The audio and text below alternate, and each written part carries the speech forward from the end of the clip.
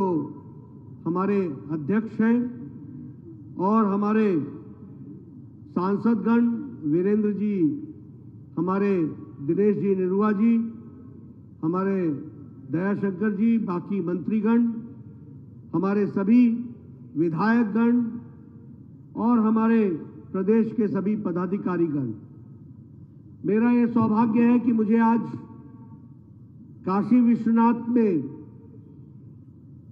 बाबा विश्वनाथ के दर्शन करने के पश्चात यहां गाजीपुर में आने का सौभाग्य मिला और पवारी बाबा के आश्रम में जाने का, उस तपोभूमि पर जाने का भी सौभाग्य मिला और उसके बाद हमारे गाजीपुर के पूर्व सैनिकों के साथ वार्तालाप करने का भी मौका मिला और अभी इस जनसभा के माध्यम से गाजीपुर की प्रबुद्ध जनता के दर्शन करने का मौका मिला।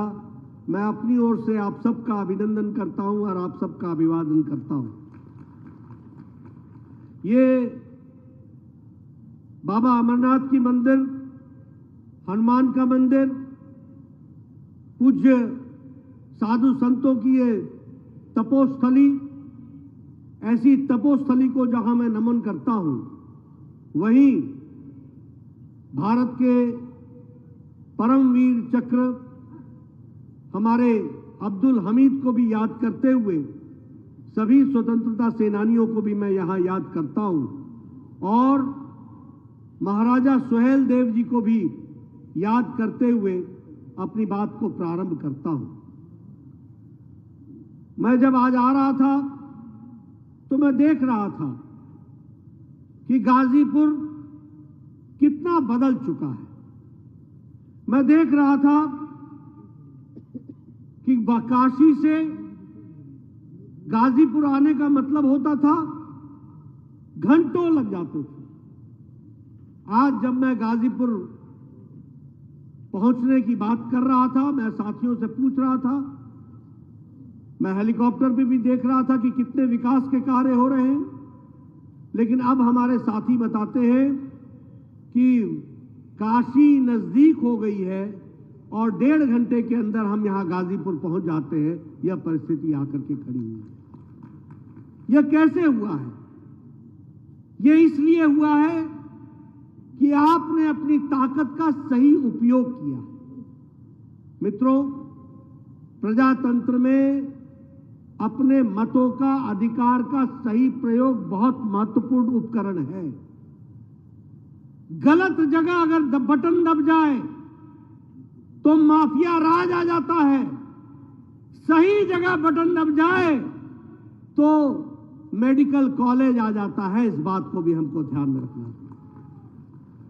और आज 4 लेन की वाराणसी गाजीपुर हाईवे और उसी तरीके से विकास के नए नए आयाम, ये सब इसलिए संभव हुए हैं कि आपने दिल्ली के लिए भी, मोदी जी के लिए भी आपने सही बटन दबाया और योगी जी के लिए भी आपने समय पर सही बटन दबाया।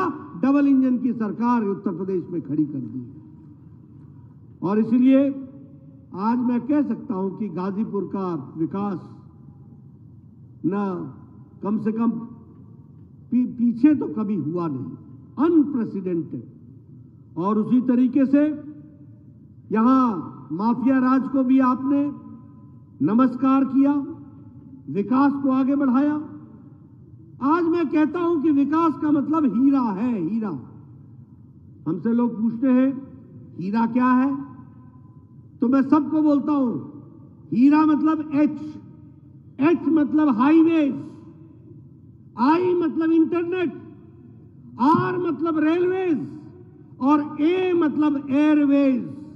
और इसके आगे और जोड़ लीजिए कि अब आपका वाटरवेज भी हो गया है और आपका गंगा विलास भी चल पड़ा है। यह विकास की नई कहानी कहता है।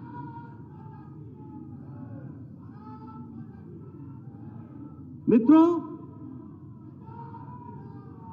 गाजीपुर के विकास के बारे में तो मैं चर्चा करूंगा ही करूंगा, लेकिन आपको जान करके खुशी होगी कि जिस ब्रिटेन ने हमको 200 साल तक राज किया, जिस ब्रिटानिया ने हमको 200 साल हम पर राज किया, इस आर्थिक मंदी में जब दुनिया गुजर रही है, जब अमेरिका और चाइना की अर्थव्यवस्थाएं लड़खड़ाती दिखती हैं, तो भारत ब्रिटानिया को पछाड़ करके दुनिया में 5वीं नंबर की अर्थव्यवस्था बन रहा है। यह भी हमको ध्यान में रखना है। और आज ही इंटरनेशनल मॉनिटरी फंड ने, IMF ने यह घोषणा की है कि आंकड़े बताते हैं कि आने वाले समय में भारत 4थी नंबर की जल्द ही अर्थव्यवस्था बन जाएगा। यह भारत की बदलती तस्वीर है। आप लोगों के हाथ में मोबाइल होगा। 2014 में 92% मोबाइल बाहर से आता था। आज 2022 में जहां आप खड़े हो, आज भारत में जो मोबाइल बन रहा है, दुनिया में भारत 97% मोबाइल भारत में बन रहा है। यह भी हमको याद रखना होगा। और आपको खुशी होगी कि अब जो आप एप्पल का मोबाइल हाथ में लेते हो, तो उसका जरा डब्बा भी पढ़ लेना। उसमें लिखा हुआ है मेड इन इंडिया, यानी अब एप्पल का मोबाइल भी इंडिया में बन रहा है। इस बात में हम दूसरे नंबर के मैन्युफैक्चरर हो गए, दूसरे नंबर के। दवाइयों में हम दुनिया को सबसे सस्ती और सबसे इफेक्टिव दवाई दे रहा है, तो भारत दुनिया की डिस्पेंसरी बन गया है, दवाई में आगे चला गया है। वो भी हमको याद रखना होगा। केमिकल में भारत आज सबसे आगे खड़ा होने जा रहा है। आप लोग सुनते होंगे बचपन में, ये जापान की गाड़ी है, ये जापानीज गाड़ी है, ये टोयोटा है, ये डैटसन है। आपको जानकर खुशी होगी कि ऑटोमोबाइल इंडस्ट्री में भारत ने जापान को पछाड़कर अब हम तीसरे नंबर के ऑटोमोबाइल इंडस्ट्री हो गए हैं। दुनिया में हम तीसरे नंबर के ऑटोमोबाइल इंडस्ट्री हो गए। अब हमारे आगे सिर्फ 2 रह गए हैं, अमेरिका और चाइना। हम तीव्र गति से आगे बढ़ रहे हैं। यह भारत की आर्थिक स्थिति आकर के खड़ी हुई है। अगर हम बात करें इलेक्ट्रॉनिक्स में, तो हमारी ग्रोथ 6 गुनी हुई है और हम 70,000 करोड़ रुपए का एक्सपोर्ट कर रहे हैं। और उसी तरीके से अगर हम डायरेक्ट बेनिफिट ट्रांसफर की बात करें, तो आज डायरेक्ट बेनिफिट ट्रांसफर में 25 लाख करोड़ रुपए गरीब लोगों के खाते में मोदी जी की एक बटन दबाने से आप तक पहुंच रहा है। यह भी आपको याद रखना चाहिए। एक समय था, भारत के प्रधानमंत्री कहते थे, मैं 1 रुपया भेजता हूं, 15 पैसे आपको पहुंचते हैं, 85 पता नहीं किस हाथ में फंस जाते हैं, आपको नहीं मिलते थे। लेकिन आज प्रधानमंत्री किसान सम्मान निधि 11 करोड़ 78 लाख किसानों को प्रधानमंत्री मोदी जी एक बटन दबाते हैं और 11 करोड़ 78 लाख किसानों को 2-2 हजार रुपए 15 सेकंड के अंदर उनके खाते में पहुंच जाता है। यह बदलता भारत है। और 2 लाख करोड़ रुपए 12 किस्तें प्रधानमंत्री जी ने पहुंचाई हैं। मैं यहां यह भी आपसे चर्चा करना चाहता हूं। मैं देख रहा हूं आप लोग बैठे हुए हैं, बड़े नजदीक बैठे हैं। मैं बार बार बोलता हूं लोगों को, किसी के भी चेहरे पर मास्क नहीं है, किसी के भी चेहरे पर मास्क नहीं है, और नजदीक बैठे हैं। कैसे बैठे हैं आप? ये इसलिए बैठे हैं कि प्रधानमंत्री मोदी जी ने 140 करोड़ के देश को 220 करोड़ टीकाकरण, डबल डोज, साथ में बूस्टर डोज लगा के, सुरक्षा कवच पहना के आपको बैठाया है। इस कारण से आप मैं मित्रों आपके सामने बताना चाहता हूं, इस देश में ट्यूबरक्लोसिस की दवा को आने में 25 साल लग गए थे। इस देश में पोलियो की दवा और नेशनल प्रोग्राम बनने में 30 साल लग गए। इस देश में चेचक की दवा को आने में 28 साल लग गए। इस देश में जापानी बुखार की दवा को आने में 100 साल लग गए, 100 इयर्स। 1906 में जापान में दवा बन गई थी और योगी जी जब सांसद बने तो गोरखपुर में पहली बार दवा पहुंची, वो 2006 में पहुंचाई गई, वो भी हमको याद रखना चाहिए। लेकिन कोरोना आया 2020 के जनवरी में, अप्रैल में टास्क फोर्स मोदी जी ने बैठाया और 9 महीने के अंदर एक नहीं दो डोज, एक नहीं दो वैक्सीन भारत ने बना करके दी और दुनिया तक पहुंचाई। ये भी हमको याद रखना चाहिए। हमसे लोग पूछते हैं बदलता भारत, में बोलता हूं ये है बदलता भारत। मैं पूर्व स्वास्थ्य मंत्री रहा हूं, जिम्मेवारी से बोल रहा हूं। दवाइयां पहुंचने में 25-25 साल लग गए और मोदी जी ने 9 महीने के अंदर 2 वैक्सीन बना दी। और आपको जानकर खुशी होगी कि अमेरिका में वैक्सीनेशन 76% हुआ है, यूरोप में वैक्सीनेशन 64% हुआ है, भारत में वैक्सीनेशन टीकाकरण 100% हो गया है, 100% हो गया है। ये भी हमको याद रखना चाहिए। यानी वर्ल्ड्स लार्जेस्ट, दुनिया का सबसे बड़ा vaccination program and world's fastest, दुनिया का सबसे तीव्र गति से होने वाला वैक्सीनेशन प्रोग्राम है तो वो भारत में है। ये भी हमको याद रखना चाहिए। आज वैक्सीन हमने 100 देशों को पहुंचा दी है। मोदी जी ने 50 देशों को वैक्सीन टीका मुफ्त पहुंचाया है। यानी भारत अब लेने वाला भारत नहीं है, अब भारत देने वाला भारत हो गया है। यह भी हमको याद रखना चाहिए। मैं यूक्रेन के युद्ध की बात करता हूं, मुझे बताओ, आप कहते हैं ना ये उंगली में कितनी ताकत है। ये उंगली में ये ताकत है कि सही जगह बटन दबता है तो क्या होता है और गलत जगह दबता है तो क्या होता है। यूक्रेन की लड़ाई हुई, हमारे 32,000 बच्चे यूक्रेन में पढ़ रहे थे, 32,000। आप बताइए, अमेरिका ने अपने बच्चों को लाने का प्रयास किया, यूरोप ने प्रयास किया, ऑस्ट्रेलिया ने प्रयास किया, बांग्लादेश ने प्रयास किया, श्रीलंका ने प्रयास किया, पाकिस्तान ने प्रयास किया, किस देश ने प्रयास किया। लेकिन हम गौरव के साथ कह सकते हैं कि प्रधानमंत्री मोदी जी ने एक समय में पुतिन से बातचीत की, एक समय में ज़ेलेंस्की से बातचीत की, युद्ध को रुकवाया, अपने 4 केंद्रीय मंत्री भेजे और 32,000 बच्चे भारत का तिरंगा लेकर के साफ वापस आ गए। ये हमारी परिस्थितियां हैं।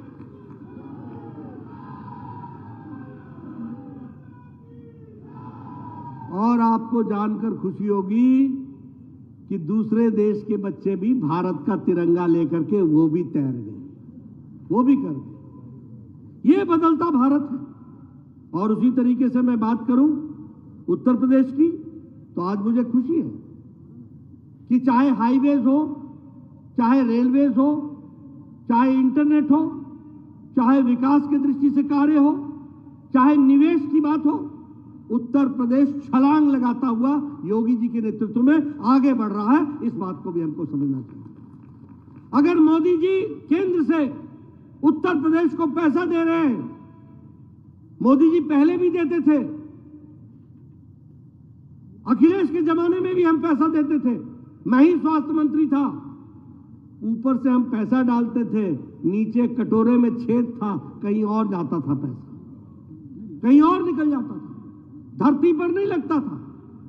मुझे याद है, मैं एक वैक्सीनेशन प्रोग्राम के लिए आया था, उस समय के मुख्यमंत्री अखिलेश जी थे। मैंने उनसे कहा कि आपके यहां परसों से यह प्रोग्राम शुरू हो रहा है। न उनको मालूम था, न उनके स्वास्थ्य मंत्री को मालूम था। मैंने कहा भगवान ही बचाए उत्तर प्रदेश को, इतना बड़ा प्रदेश, 24 करोड़ का प्रदेश, और यहां के मुख्यमंत्री को ही नहीं मालूम है कि वैक्सीनेशन क्या है। और जब मैं आ जाता हूं तो मुझे आने से पहले योगी जी का फोन आता है कि आपकी दवाइयां पहुंच गई हैं, हमने व्यवस्था कर दी है, बच्चों को लग जाएगी और टीकाकरण हो जाएगा। इस तरीके की व्यवस्था होती है। आप देखिए, खेल जगत की बात कीजिए, 30 स्पोर्ट्स के इंफ्रास्ट्रक्चर बन रहे हैं, 23 मल्टीपर्पज हॉल बन रहे हैं उत्तर प्रदेश की दृष्टि से, 9 एयरपोर्ट्स बन करके तैयार हो रहे हैं गति शक्ति के तहत।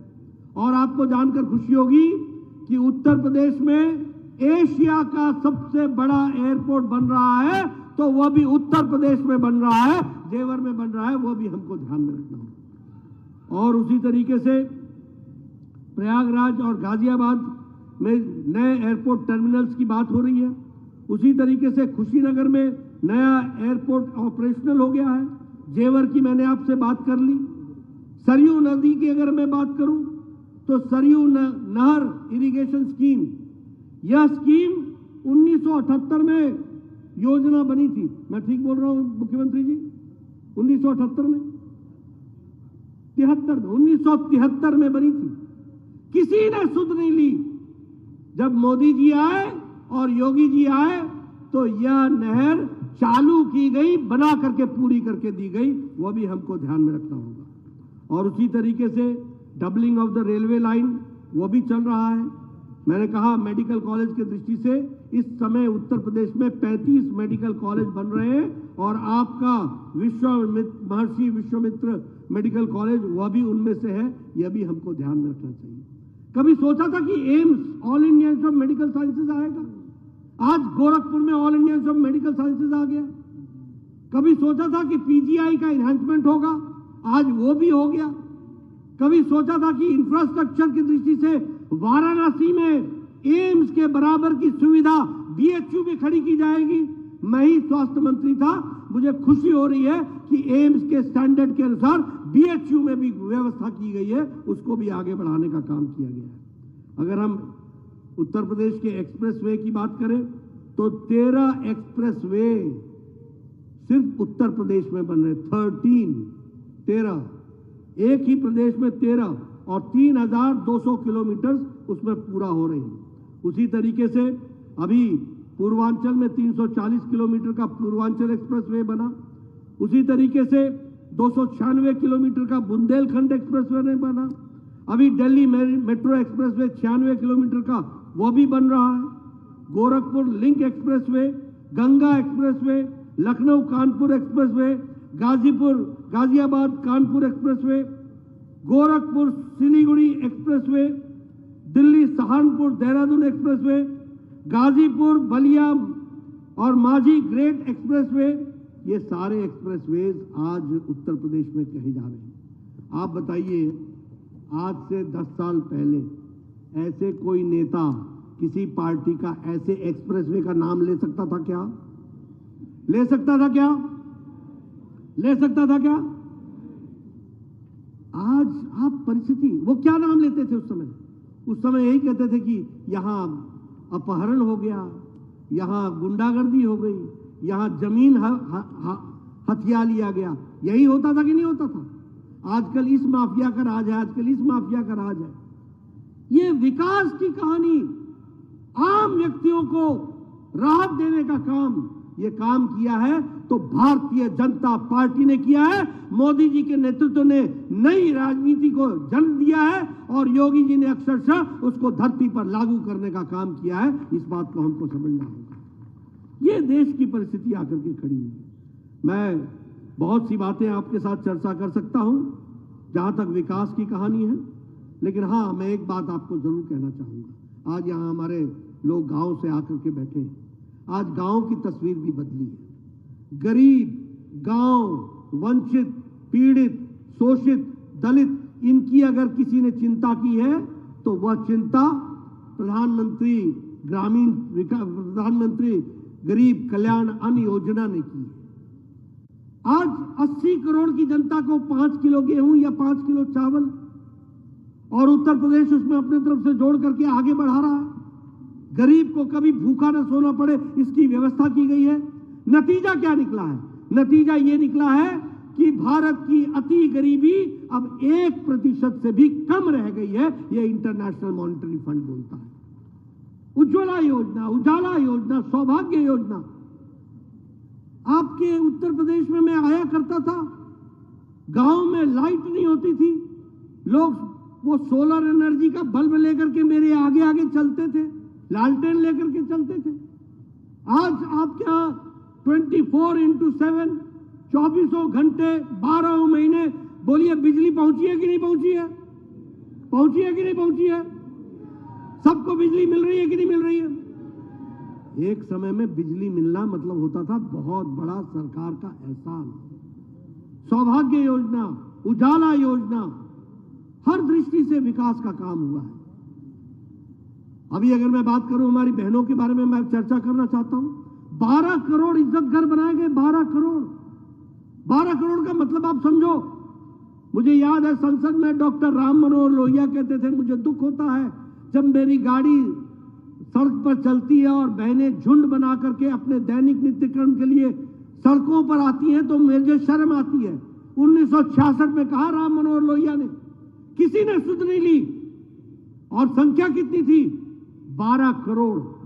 ये 12 करोड़ लोगों बहनों को अगर इज्जत देने का काम किया तो मोदी जी ने उसकी योजना बनाई और योगी जी ने धरती पर उत्तर प्रदेश में उसको लागू करके दिया है। ये हमको ध्यान रखना है। इसलिए मित्रों, मैं प्रधानमंत्री आवास योजना की बात सुनाना चाहता हूं। मैं 1993 में एमएलए बन गया था। मैं बार बार सुनाता हूं लोगों को। मैं 1993 में एमएलए बन गया था। उस समय मेरी उम्र 32 साल होती थी। मैं विपक्ष का नेता बना। मेरा बीडीओ मेरे पास आता था, बोलता था, बीडीओ मतलब ब्लॉक डेवलपमेंट ऑफिसर, बीडीओ। वो आके बोलता था, नड्डा साहब आपको खुशखबरी सुनानी है। मैं बोलता था, सुनाओ। बोलता था, आपको 2 पंचायतों में इंदिरा आवास योजना में एक घर मिला है, बताइए इसको किसको देना है। मैंने कहा तू ही रख ले इसको भैया, 100 बीमार 1 अनार, क्या करूंगा मैं। आज मुझे खुशी होती है कि मोदी जी ने निर्णय लिया, आज 3 करोड़ 60 लाख प्रधानमंत्री आवास योजना में घर बनकर के तैयार हो रहे हैं। ये परिस्थिति आकर के खड़ी है। मेरे पास अभी उत्तर प्रदेश के आंकड़े नहीं है, लेकिन मैं कहना चाहूंगा जब मैं एमएलए था तो 45 लाख घर उत्तर प्रदेश में बने हैं। यह है बदलता उत्तर प्रदेश, यह है बदलता भारत। प्रधानमंत्री ग्रामीण सड़क योजना की बात करना चाहता हूं। जब मैं एमएलए बना, मेरा एक्सीएन आता था, बोलता था आपको इस साल 2 करोड़ रुपए मिले हैं और आपकी 40 सड़कें हैं, बताइए ये 2 करोड़ रुपए कहां डालूं। मैं कहता था तू ही तय कर ले यार, कहां डालना है, आप ही तय कर लीजिए कहां डालना है, आप ही तय कीजिए कि क्या होगा इसमें। आप बताइए 2 करोड़ रुपए 40 सड़कों में कहां लगेगा। और प्रधानमंत्री अटल जी ने प्रधानमंत्री ग्रामीण सड़क योजना शुरू की, जिसको यूपीए की सरकार ने फिर रोकने का प्रयास किया, मोदी जी ने फिर से चालू किया। आज लाखों गांव ऑल वेदर रोड से प्रधानमंत्री ग्रामीण सड़क योजना में जुड़ गए। एक एक सड़क पर 5-5 करोड़ रुपए मिलने का काम हो गया। अभी योगी जी हर एक लोगों को विकास की दृष्टि से हर विधानसभा में 3-3 करोड़ 4-4 करोड़ विकास के लिए दे रहे हैं। यानी छोटे काम के लिए भी, बड़े काम के लिए भी। यह रिस्पॉन्सिबल सरकार है, ये रिस्पॉन्सिव सरकार है, ये प्रोएक्टिव सरकार है। ये बात हमको समझने की जरूरत है। इसलिए मित्रों, मैं आपका ज्यादा समय नहीं लूंगा, लेकिन मैं आपसे निवेदन करना चाहता हूं कि सही और गलत का अंतर हमारी जनता को समझाना होगा। उनको बताना होगा कि गांव की चिंता किसने की, गरीब की चिंता किसने की, किसान की चिंता किसने की। प्रधानमंत्री किसान सम्मान निधि में 2 लाख रुपए, 2 लाख करोड़ रुपए हमारे 12 किस्तों में किसानों को पहुंचाया गया है। 11 करोड़ 78 लाख किसानों के खाते में डाला गया है। कभी सोचा था किस तरीके से। मैं आयुष्मान की भारत की बात करूं, और उसमें आपकी अपनी भी स्कीम कोई जुड़ी गई है आयुष्मान भारत के साथ। जन आरोग्य योजना योगी जी ने भी जोड़ी है। मैं आपको इसकी भी कहानी सुनाना चाहता हूं, आपके ध्यान में आना चाहिए। आप बताइए, आज मोदी जी के नेतृत्व में और योगी जी के द्वारा उत्तर प्रदेश में 5 लाख रुपए का 50 करोड़ की जनता को आयुष्मान भारत के तहत हर साल गंभीर बीमारियों से लड़ने के लिए 5 लाख रुपए का हेल्थ कवर दिया जा रहा है। और जो उसमें बच गए हैं उसको योगी जी जन आरोग्य योजना के तहत उसको भी जोड़ रहे हैं। गरीब आदमी कौन है ये लोग? रेडी वाला, फेड़ी वाला, रिक्शा वाला, ठेला वाला, स्कूटर वाला, ऑटो रिक्शा वाला, बस का ड्राइवर, बस का क्लीनर, कूड़ेदान से प्लास्टिक इकट्ठा करने वाला, बाल काटने वाला हमारा भाई, हमारा मैकेनिक, ऐसे गरीब लोगों को 5 लाख रुपए का सालाना हेल्थ कवर देने का काम किया है। इसलिए मित्रों, आज बदलता भारत, इस माध्यम से इसको जनता तक पहुंचाना है, उनको बताना है, उनकी ताकत को बताना है और उनके द्वारा किए गए कार्यों को बताना है। लेकिन आप देखिए, अब आपकी तरफ से यहां एक गलती हुई है। आपने यहां से जो सांसद चुना, उसका कोई सारोकार है इन चीजों से? कोई सारोकार है? एक ही काम पकड़ा है, भैया को जेल से बाहर निकालना। एक ही काम। ये काम होना चाहिए क्या? होना चाहिए क्या? ऐसे लोग, आप बताइए, ये दरिंदगी करते थे कि नहीं करते थे? ये माफिया राज था कि नहीं था? आज उत्तर प्रदेश में शांति आ गई कि नहीं आ गई? ये शांति रखनी है कि नहीं रखनी है? रखनी है कि नहीं रखनी है? मैं पीछे से सुनना चाहता हूं, शांति रखनी है कि नहीं रखनी है? ऐसे लोगों को घर बैठाना है कि नहीं बैठाना है? ये सब कुछ करना है तो गाजीपुर में भी कमल खिलाना है, कमल खिलाना है, कमल खिलाना है। बोलिए, खिलाएंगे ना? खिलाएंगे ना? खिलाएंगे ना? आपको पानी की व्यवस्था सिंचाई के लिए चाहिए ना? आपको बिजली चाहिए ना? आपको मेडिकल कॉलेज चाहिए ना? आपको हाईवे चाहिए? आपको एयरपोर्ट चाहिए? आपको विकास चाहिए? आपको माफिया राज से छुट्टी होनी चाहिए हमेशा के लिए? ये सब होना चाहिए तो गाजीपुर में भी कमल खिलना चाहिए, कमल खिलना चाहिए, कमल खिलना चाहिए। बहुत बहुत धन्यवाद। बहुत बहुत धन्यवाद माननीय राष्ट्रीय अध्यक्ष जी। मैं